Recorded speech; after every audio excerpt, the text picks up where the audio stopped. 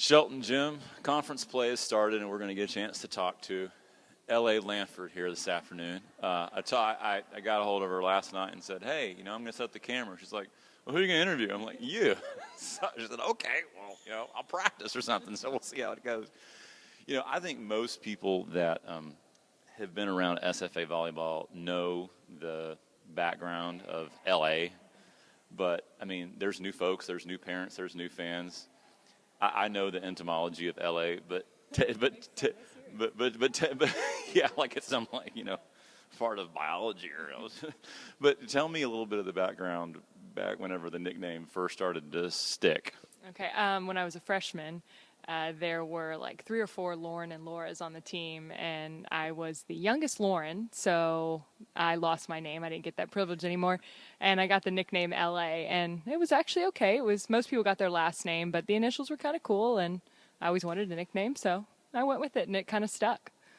I went back and looked it up. There was Lauren Rayleigh, of course. There was Lauren Michael, and there was Laura Kramer on that team. So too many, like now we've got too many Macs, we got to have a nickname.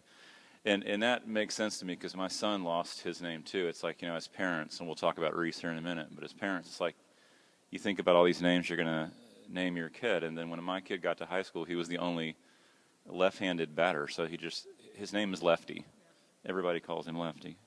2006, of course, there are lots of banners and paint on this wall that have the year 2006 on there. These are some of your dearest friends: Jamie Hill, Tracy Rohde, Lauren Rayleigh, already mentioned her, Stephanie Figures, Swendig, Jones.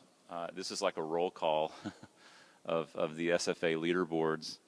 What are your favorite memories of playing with all those girls? Honestly, my favorite memory is the finals of the conference tournament. And we were playing, I think it was UTA at UTSA.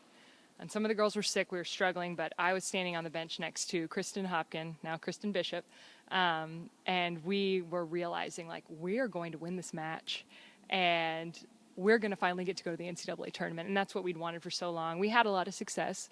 At that point, we'd already won 3 conference championships, and I think 2 undefeated. But it was finally, it was real, and that was the next step we really wanted to take. And it was, I think we might have still needed 3 or 4 points. I don't know, but we were going to win. And I just remember grabbing Hop and just hugging her we're totally going to the tournament. And that was probably my favorite moment. That, and I'm paid or not paid to know things like that. That was November the 19th of that year. November the 18th, though, lives a little bit in infamy in SFA volleyball lore. And you know what I'm going to bring up here. You're right. At UTSA, this was the first year, actually, that I had begun working with the team. I was not at that particular conference tournament. But when Texas State was in the Southland, Texas State was one of the teams that SFA, let's just say, loved to play. Texas State was a big rivalry. It wasn't a lot of love lost between SFA and Texas State through the years. And again, I think a lot of people know what happened that day, 55 assists, come off the bench. But take us through the moment where you realize, okay, starting setter J.J. Jones is not good, because she was not good. But take us through sort of the process of how you realized, oh my gosh, I'm going to be the primary today, and this is to go to the conference championship. Yeah, that was a rough start to my day. JJ wasn't feeling very well, and I'm like, she'll be fine. It's okay. Well, then JJ gets sick in the locker room, and it was just me and her in there for whatever reason. We're probably being stupid together, but she starts getting sick, and I'm like, oh, crap.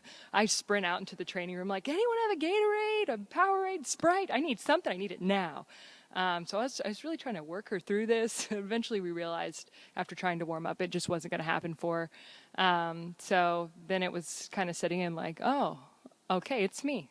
But, the whole point of being the backup is that you train every day in case that happens. And I really had focused that year that I was going to do that. And I just went out, and thanks to my wonderful teammates. I went out there very nervous because we'd beaten Texas State twice that season. We usually struggled with them at the conference tournament. So I knew that was there, but my teammates really pulled me through. And after the first few points, I don't really remember the rest of the match. We just kind of played, and like I said, my best friends were out there with me, and so I fully was comfortable. There were 4 hitters that day that got in double figures, so clearly balls being distributed all around. And I looked over something, and it was amazing. This shows you how tight-knit I think the volleyball community is. When I went back and looked at that box score for that match, the referee, the up-ref in that game was the up-ref in our match last night. Yeah, that just shows you how that there's just this community, you know. Your senior year, okay, you did something, you know, I write. I mean, maybe it's crap, but I mean, I write. People, you know, there might be like, you know, 3 people that read. There's people that read it. But you did a Lauren Adams senior diary. Your last year, we used to do this on our website. One of the girls would do like a diary for it seems like about 3 years that we did this. I remember Laurel Kepker did one time. Did you? Were you like raising your hand? Yeah. Oh, me. I'll do the diary. Or is writing something that kind of came natural to you when you were a student, or how did you get picked to be the diary person? I was kind of the team narrator anyway, so it was natural. Erin McClanahan was the assistant at the time, and I think she might have been the originator of this idea, and she came to me and was like, hey, do you want to do it? And I was like, heck yeah. I enjoy writing anyway.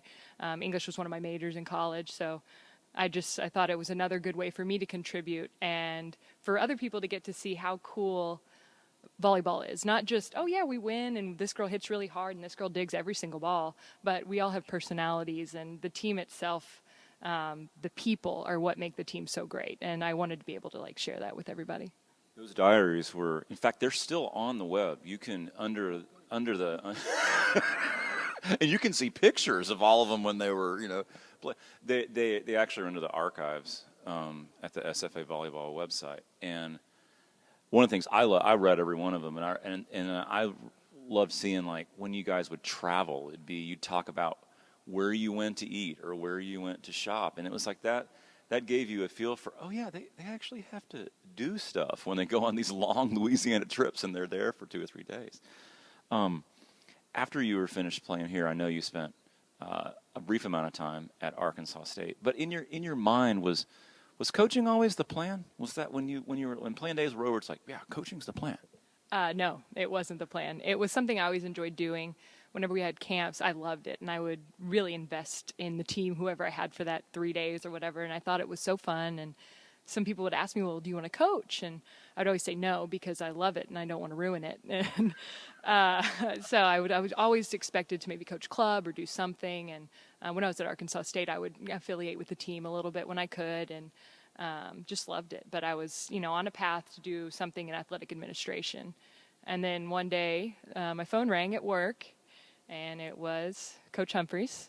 It was definitely Coach Humphreys at this point. I now call her Debbie, which is still a little weird for some of my former teammates. But she called, and she goes, this might be a very short conversation, but I'm going to throw this out there. And she threw it out there, and I don't know. It was not a short conversation. It ended up being a lot longer. And I'm so glad I did it, because I found my dream job for sure. And I was just very fortunate for that opportunity to come up. It was something I couldn't pass up. The first time I heard about it, that you were coming here, or that there was a good prospect you were coming here, another former assistant coach, John Kreitzer, and I had traveled together to go watch a high school tournament down in Pearland. And we were talking on the way home, and we knew there was a spot open, and he kept telling me, I think you know the person. He says, I can't say who this person is. You know, that kind of whole thing about, I officially, kind of unofficially, I'm going to tell you who this is. And we kind of, you know, he kind of led me to deducing that it was you. You talked about calling Coach Humphreys Debbie. That's something I've always wanted to ask you about, because there are people that work with me on the academic side that I taught that are now members of the department, and they'll come to me and they'll say, it's just weird to call you Greg. Now, I mean, OJ's sitting over here on the side, and, you know, when I have her in class, she'll call me Greg. And everybody else was like, you call him by his first. But it doesn't matter. It's like my mama gave me that name, so it's like, call me, what my mama's. But, at what point did the side of you that was, I'm a player for her, turn off, and the side of, I'm the colleague now, turn on? I don't know if that switch has really flipped. But no, it was a challenge to try to get used to. I don't think I called her anything out loud other than, hey, for the longest time, because I knew that I needed to be at a place where I needed to call her Debbie, but I wasn't there yet emotionally. And I know it's very funny for a lot of my former teammates to see our relationship now, because we get along really well. We joke with each other, but when I was a player, we weren't besties. In fact, my first year, Leslie Jackson goes, "You were like Coach's fave, weren't you?" And I go, "Oh God, no." But we kind of figured each other out, and through that, I think a mutual respect grew. And now I'm very comfortable with Debbie, but I've gotten to know her a lot better, a different side of her, and it's very cool. I'm very privileged to be able to do that. And what I tried to do for our players is, bridge that gap when there is one. And I'm like, oh no, I totally get it. Yeah. I've been there, but this is what's going on. And I hope that's helpful. What about the first time where you realized either it was planning for an opposition or in a strategy session? What about the first time when you thought, I really wouldn't do it this way? I mean, it's like that has to have happened. I mean, that's the part of it. That's the point of having three people all as a brain trust. But what was that like, those first couple times where you realized, man, I don't know. I mean, I trust her, but at the same time, it's like, I think I got to go in there and say, I don't think it's going to work. It took probably a full year before I was comfortable with just saying, I don't like it. Because before that, like my first year, that first season, I spent a lot of time learning, figuring out how this game worked from this side. And plus the game had grown a lot since I left, and getting to know our pieces and what, how things worked. And my only opposition, I guess, came after a match at one point when I just said, can we never do that again? And that wasn't really helpful after the fact, but that was my 2 cents at the time. But it was at some point in 2012. I don't remember the exact moment, but it just gradually happened where I just became comfortable because she was very open to my ideas, my thoughts, and she's very open to just in the office. If we disagree, well, let's go at it a little bit. And one year we were in there debating about something, and the other assistant walked in and was like, "Are y'all fighting?" We're like, "No, we're just discussing the lineup. What's going on?" But it's a nice environment where you can just be passionate about what you think, and you can, because you're both looking for the betterment of the team, and to be able to exchange ideas in that way and not worry about, oh, well, is that going to hurt someone's feelings, or is she not respecting me? And that's never the situation. So I really am lucky to have that. Most people really don't know what other people do in their job. Especially if, as a fan or as a supporter of the team, all that you see is game days. And, I've come to realize that, assistant coaches, I never thought they didn't work hard, but there's a tremendous workload in athletics in general, but especially assistant coaches. Take us through a little bit just duties that people won't see when they're in here in the gym. Off season, in season. It's not just sidelines. Talk a little bit about recruiting, about other things. Tell people your job description, I guess. Oh man, it is. It can be a ton of things. I remember my first spring here, we were redoing Shelton Gym, and so it's like John Kreitzer actually said, being a coach, and it's like part of my job description is today I'm painting a wall. So that was one of the things. But, I mean, recruiting is obviously a huge part of it. That takes up a significant amount of time, especially in the spring, because you'll travel virtually every weekend until you start playing with your own team in the spring. I mean, we don't have a director of ops for our program. So, I mean, as far as hotel reservations, planning team meals, doing all that kind of stuff, that's something I'm in charge of. The whole Taco Cabana thing last weekend, you were out there making the call. Yeah, it's very serious business. But, just organizing this group of girls and dealing not just with what their on-court stuff is, but also their lives, because we do care about them as people. So I help out a lot with academics, being that I was an academic coordinator previously. Some of the girls will come meet with me. The freshmen always come meet with me. But then there's some other girls that need help organizing themselves, so they'll come in. And I have weekly meetings in my office with 8 girls. So that takes up some time as well. As you start to identify people as a collective group, recruits, is the organization of prospects that you're looking at, is that mainly video? Is there physically a file on each girl that's a prospect? Are there scouting notes? If one of you's gone to see someone at a club tournament in Dallas, Houston, whatnot, and notes are made, is there an organizational system by which there's a file on every girl that's a prospect, there's a video? What does that look like? It's a database that we have, and it keeps track of every girl, whatever year they are, that has either expressed interest in us or that we're interested in. And we have stats on them, whether it's personal, academic, athletic, along with any video clips we have. But as far as going out and seeing these girls, usually it's more than one of us at a time going out to these big tournaments. So we exchange like, oh, Debbie goes and sees Sally.